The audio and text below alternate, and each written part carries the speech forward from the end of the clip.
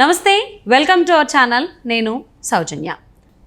వల్లభనేని వంశీ డల్లాస్లో అమెరికాలో పెట్టుబడులు పెట్టారు అని మనకు ఒక వార్త సోషల్ మీడియాలో చక్కర్లు కొడుతోంది. మరి అంశానికి సంబంధించి మనతో మాట్లాడడానికి, వారి విశ్లేషణని మనతో పంచుకోవడానికి ఈరోజు మనతో పాటు ఉన్నారు సీనియర్ జర్నలిస్ట్ దుర్గా కుమార్ గారు ఉన్నారు. వారితో మాట్లాడదాం. నమస్తే అండి. నమస్కారం సౌజన్య, మన వీక్షకులు కూడా నమస్కారం. వల్లభనేని వంశీ గన్నవరం నుంచి పోటీ చేశారు వైసీపీ నుంచి. పోలింగ్ అయిన తర్వాత ఏమైందో తెలియదు కానీ ఇక్కడ ఉన్నట్టే ఉన్నారు. సడన్గా డల్లాస్లో తేలారు. ఎందుకు అంటే ఆయన అక్కడ అమెరికాలో పెట్టుబడులు పెట్టారు, కేవలం గ్రీన్ కార్డ్ కోసం ఇక్కడి నుంచి అక్కడికి వెళ్ళడానికి పెట్టుబడులు పెట్టారు, అది కూడా కోట్ల రూపాయల్లో పెట్టారు అని చెప్పేసి అంటున్నారు. అది ఎంతవరకు వాస్తవం అంటారు? అందులో పెద్ద ఆశ్చర్యపోవాల్సిన అంశం అయితే ఇందులో ఏం లేదమ్మా. ఇటీవల కాలంలో అమెరికాలో పెట్టుబడులు పెట్టడం అనేది చాలామంది చేస్తున్నారు. అంటే క్వాలిఫికేషన్ ఉండా లేకపోయినా కూడా ఏజ్ ఇప్పుడు కలుస్తున్నా కలవకపోయినా పెట్టుబడులు పెట్టడం ద్వారా అమెరికా ఏం చేస్తుందంటే ఆకర్షిస్తుంది పెట్టుబడిదారుల్ని. వాళ్ళ దేశంలో ఒక 10 మంది అర్హులైనటువంటి అమెరికన్స్కి నేటివ్ వాళ్ళకి కనుక పర్మనెంట్ ఉద్యోగాలు ఇస్తే మినిమం 9 కోట్ల పెట్టుబడి రూపాయలు పెడితే 10 మంది ఉద్యోగాలు కనుక ఇస్తే వాళ్ళకి ఒక EB-5 అనే ఒక రకమైన వీసా ఇస్తుంది. ఆ ఇచ్చిన 1 ఇయర్ తర్వాత దాన్ని గ్రీన్ కార్డుగా మారుస్తుంది. అంటే పర్మనెంట్ రెసిడెంట్ అయిపోతారు అమెరికాలో. కాబట్టి ఇది చాలామంది చేస్తున్నారు. ఇది వాళ్ళ ఆంధ్రప్రదేశ్ లాంటి అంటే కొంచెం ప్రగతిశీలమైన స్టేట్లో ఆంధ్రప్రదేశ్లో ఉండలేక కూడా కొంతమంది అంటే ఇక్కడ పరిస్థితులు అన్నీ కూడా గత 5 ఏళ్ల నుంచి చాలా పరిస్థితులు మారిపోయినాయి. చాలామంది ఇమడలేకపోతున్నారు ఈ ప్రభుత్వ పరిపాలనలోను విధానంలోనూ, వీళ్ళ ట్రీట్మెంట్ వైఖరిలోను, తర్వాత వేధింపులు రకరకాలుగా వేధిస్తుంటే ఇలాంటి స్టేట్లో ఉండాలా అనే ఒక ప్రశ్న వచ్చి కొద్దిగా ఆర్థికంగా పరిపుష్టున్నాళ్ళు ఇక్కడ ఆస్తులు అమ్మేసుకునైనా లేకపోతే ఇతర పెట్టుబడులైనా మార్చి అక్కడ పెట్టుకుంటున్నారు.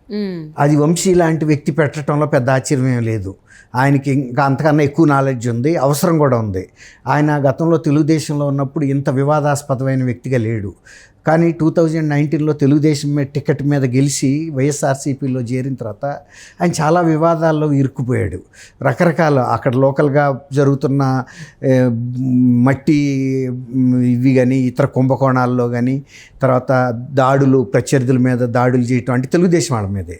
అంతకుముందు ఆయన తెలుగుదేశంలో ఉన్నాడు కానీ వైఎస్ఆర్సీపీలోకి వెళ్ళిన తర్వాత వైఎస్ఆర్సీపీ పాలసీకి అనుగుణంగా ఆయన భువనేశ్వర్ గారు లాంటి ఒక మహిళ మీద కూడా, అసెంబ్లీలో లేని సభ్యురాల మీద కూడా చాలా వివాదాస్పదమైన వ్యాఖ్యలు చేసి చాలామంది మహిళా సంఘాలకి, మహిళా లోకానికి చాలా వ్యతిరేకంగా తయారయ్యాడు. చాలా నిందలు ఆయన భరించాల్సి వచ్చింది. మొన్నటికి మొన్న ఎన్నికల్లో అంతకుముందు వంశీ అంటే గన్నవరంలో ఒక ఫోర్స్ అనుకున్నారు. తరిమి కొట్టి అక్కడ కాలర పట్టుకుని పోలీసులు ఆయన్ని సేవ్ చేసి తీసుకెళ్లాల్సిన పరిస్థితికి వచ్చింది. ఎవరైనా మర్యాద తప్పిన తర్వాత ఇప్పుడు పిన్నెల్లి రామకృష్ణారెడ్డి కనుక పరారీలో ఉండి ఇవాళ తెలంగాణలో ఆయన ప్రాణం కోసం పరిగెత్తాల్సిన పరిస్థితి వచ్చింది.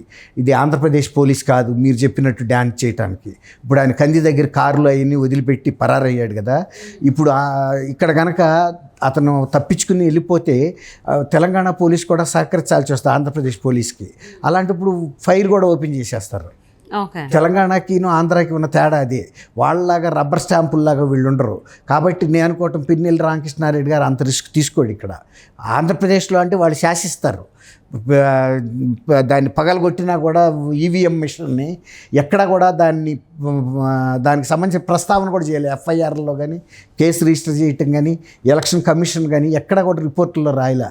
ఎవరో అజ్ఞాత వ్యక్తి పగలగొట్టాడు అన్నట్టు రాశారే తప్ప పిన్నెల్లి రామకృష్ణారెడ్డి పగలగొట్టి. నిన్న ఆ విజువల్ బయటకు వచ్చినప్పుడు తెలిసింది. ఈ ప్రస్తావన నేను ఎందుకు తీసుకొచ్చా అంటే వంశీ గారిది కూడా పరిస్థితి అక్కడ ఏం బాగాలేదు.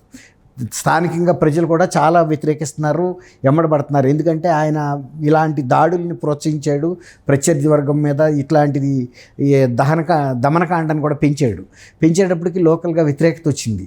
ఇప్పుడు ఆయన మొన్న 17వ తారీఖున మీరు అన్నట్టు అక్కడికి ఏది మన స్టేట్ డల్లాస్కి వెళ్ళాడు. వాళ్ళ అబ్బాయి ఉన్నాడని చెబుతున్నారు. సరే, వాళ్ళ అబ్బాయి కూడా ఉంటే ఉండొచ్చు, గ్రాడ్యుయేషన్ ఫంక్షన్ ఏదైనా ఉండొచ్చు, లేదా వాళ్ళ అబ్బాయిని చూడటానికి వెళ్ళి ఉండొచ్చు. విజిటర్స్ వీసా ఇవ్వడానికి పెద్ద అభ్యంతరం ఏమి ఉండదు. విజిటర్స్ వీసా మీద వెళ్ళొచ్చు. కానీ ఇప్పటికే ఒక 20 కోట్ల దాకా ఆయన పెట్టుబడులు పెట్టాడని చెబుతున్నారు. ఆ యార్లగడ్డ వెంకట్రావు ఈయనకి ప్రత్యర్థిగా ఉన్న వ్యక్తి వైఎస్ఆర్సీపీ నుంచి టీడీపీలో చేరిన వ్యక్తి ఏమో అమెరికాలో డబ్బులు సంపాదించి ఇక్కడికి తీసుకొచ్చి ఖర్చు పెడుతున్నాడు నియోజకవర్గంలో అని చెప్తున్నారు. నియోజకవర్గంలో అక్రమ మార్గాల ద్వారా సంపాదించిన వంశీ ఈ డబ్బును తీసుకెళ్ళి అమెరికాలో పెట్టుబడులు పెట్టి అమెరికాలో EB-5 వీసాకి గ్రీన్ కార్డు కూడా ప్రాసెస్ అయిపోయిందని కూడా చెప్తున్నారు. అయిపోయి కూడా ఉండొచ్చు, ఎందుకంటే అక్కడ ఇన్వెస్ట్మెంట్ పెడితే ఇండియాలో లాగా లేట్ ఉండదు. ఎప్పుడైనా సరే సింగిల్ విండో సిస్టమ్గా అయిపోతాయి. సపోజ్ 9 కోట్లు కనుక ఇన్వెస్ట్మెంట్ పెట్టాము, 10 మందికి ఎంప్లాయ్మెంట్ ఇచ్చామనే సర్టిఫికేట్ కనుక పుట్టిందనుకోండి, వెంటనే EB-5 ఇష్యూ చేసేస్తారు. EB-5 ఇష్యూ చేసిన 1 year తర్వాత ఆయన అక్కడ ఉండాలేకపోయినా కూడా గ్రీన్ కార్డ్ కూడా ఆటోమేటిక్గా ఇష్యూ అయిపోద్ది కదా.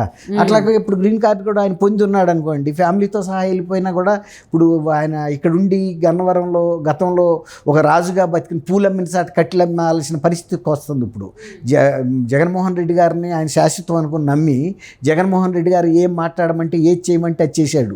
కానీ జగన్మోహన్ రెడ్డి గారి పార్టీ ఆయనే శాశ్వతం కాదని ఇప్పుడు తేలిపోయింది. తనకి గన్నవరంలో కూడా ఎప్పుడు కూడా తిరుగులేని ఒక ఇది ఉంటుంది అనుకున్నాడు పట్టు. కానీ మొన్న పరిగెత్తి పోలీసుల దగ్గరికి వచ్చేసి గబాలను తప్పుకుని వెహికల్ ఎక్కి వెళ్ళిపోవాల్సి వచ్చింది. లేకపోతే కొట్టేసేవాళ్ళు. ఎవరిదైనా కొంతకాలమే సాగుతుంది హవా అనేది. తెలంగాణలో చెప్తారు చూడండి, ఎవరి హవా అయినా కొన్నాళ్ళ జరుగుతుంది, ఆ తర్వాత ఎవరైనా మనం డౌన్ అయిపోతారు. అట్లాగే ఇవాళ పరిస్థితులు అక్కడ అనుకూలంగా లేవు కాబట్టి ఆయన కూడా ఇక అక్కడ సర్దుకోవడానికి పెద్ద ఇదే ఉండదు. నేను అనుకోవటం ఇప్పుడు పిల్లాడి కోసం వెళ్ళాడని కొంతమంది చెప్తున్నప్పటికీ కూడా ఒక్కోసారి వచ్చినా కూడా మళ్ళీ వెళ్ళే అవకాశం ఉంటుంది. అల్టిమేట్గా ఆయన అక్కడ సెటిల్ అయినా కూడా పెద్ద ఆశ్చర్యకరమైన విషయం లేదు. ఇక్కడ ఆయన మొన్న ఎలక్షన్లోనే నేను ఇక నెక్స్ట్ ఎలక్షన్లో పోటీ చేయను, సీతా మహాలక్ష్మి అని వాళ్ళ అదే పార్టీలో మొదటి నుంచి ఉన్న ఒక మహిళ ఉంది, ఆమె పోటీ చేస్తుంది, ఆమెకు నేను మద్దతు చెప్తానని ఇండైరెక్ట్గా చెప్పేశాడు. తనకి ఇదే ఆఖరి ఎలక్షన్ అని. అంటే వల్లభనేని వంశీ ముందే అనుకున్నారా ఇలా ఓడిపోతామో గన్నవరంలో అని చెప్పేసి అని? అందుకోసమనే డల్లాస్లో అమెరికాలో పెట్టుబడులు పెట్టారా? ఇప్పుడే మొదటిసారా? ఇంతకు ముందు వేరే పార్టీలో ఎప్పుడైనా ఎవరైనా కూడా ముందు చూపుతూ ఉంటున్నారు ఇవాళ. ఎందుకంటే ఏది శాశ్వతం కాదనే తెలుసు. చాలామంది అమెరికాలో ఇవాళ ఆంధ్రప్రదేశ్ లాంటి రాష్ట్రంలో ఉండే కంటే ఒక నియంతృత్వ ప్రభుత్వంలో ఏమాత్రం వ్యక్తి స్వేచ్ఛ లేకుండా, ఆత్మగౌరవం లేకుండా, వాళ్ళు ఏది చెప్తే అది చేయాలి, కూర్చోమంటే కూర్చోవాలి, ఉంచోమంటే పోలీసులతో అక్రమ కేసులు పెట్టించడం, వేధించడం, వ్యాపారాలు చేయకుండా ప్రతిబంధకాలు సృష్టించడం, ఎన్ని జరుగుతున్నాయి ఆంధ్రప్రదేశ్లో గత 2019 ఎన్నికల నుంచి. అందుకని చాలామంది అమెరికా ఎవరి అవకాశాన్ని బట్టి వాళ్ళు వెళ్ళిపోతున్నారు. కొంతమంది ఇతర రాష్ట్రాలకి, పొరుగు రాష్ట్రాలకు కూడా వెళ్ళిపోతున్నారు ఆస్తులు అమ్ముకుని. ఎందుకంటే ఇక్కడికన్నా బయట రాష్ట్రంలో స్వేచ్ఛగా బతకొచ్చని. అక్కడ యూత్ కూడా ఉండలేకపోతున్నారు. విజయవాడ అనేది ఒకప్పుడు చాలా స్వేచ్ఛగా బతికిన ప్రదేశం. అక్కడ యూత్ కూడా హైదరాబాద్ వచ్చి ఏదో ఒక జొమాటో లాంటి సాట్ అయినా చేసి బతుకుతున్నారు, కానీ విజయవాడలో ఉండటానికి ఇష్టపడట్లా. ఎందుకంటే పోలీసుల అణిచివేత కింద బతకాల్సి వస్తుంది. ప్రభుత్వం ఎవరన్నా ప్రభుత్వానికి కొంచెం వ్యతిరేకం మాట్లాడారంటే వెంటనే వాళ్ళ మీద కేసులు పెట్టేస్తున్నారు.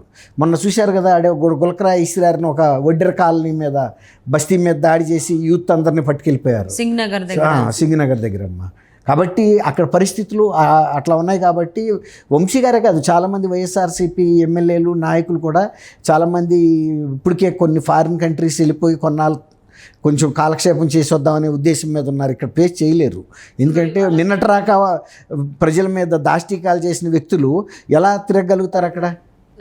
సో మరి వల్లభనేని వంశీ ఎలక్షన్స్ అయిన తర్వాత డల్లాస్లో తేలారు అంటే కనీసం ఇలా వెళ్తున్నామని కానీ ఇంటిమేషన్ కానీ క్యాడర్కి చెప్పడం కానీ అలాంటిది ఏం జరగలేదు. సో మరి ఇదంతా ఓటమి భయంతోనా, లేకపోతే ఇక్కడ నుంచి కంప్లీట్గా అక్కడ మకం మార్చడానికి కోసం ప్లాన్స్ అనేది వార్తలు వస్తున్నాయి? చూద్దామండి అసలు ఏం జరుగుతుంది ఏంటి.